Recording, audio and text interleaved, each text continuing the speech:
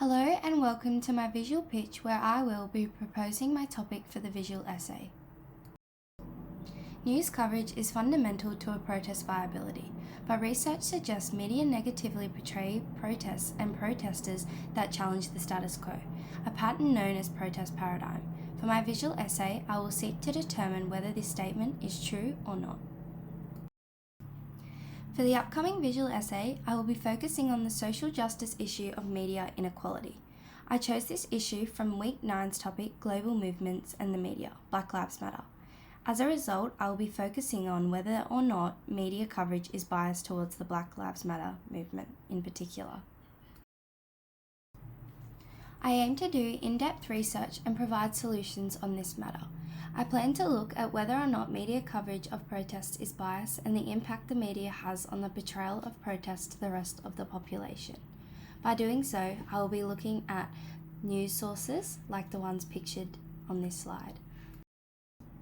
To begin my in-depth research, Source 1, Protests, Media Coverage and a Hierarchy of Social Struggle by Danielle K. Kilgo and Summer Harlow discusses the vast inequalities protesters are subject to as a result of biased media coverage.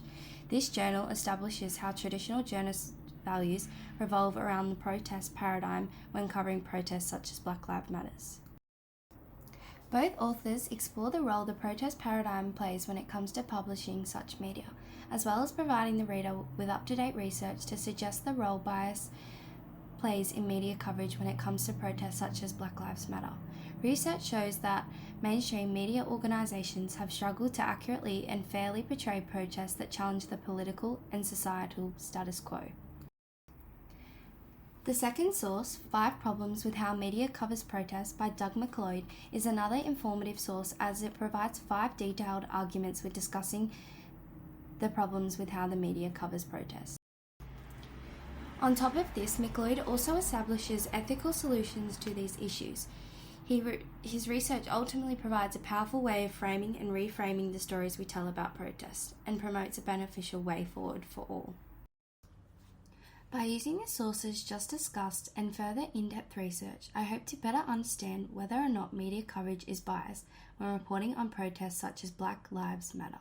As a result, I hope to seek solutions towards this social injustice. Thank you.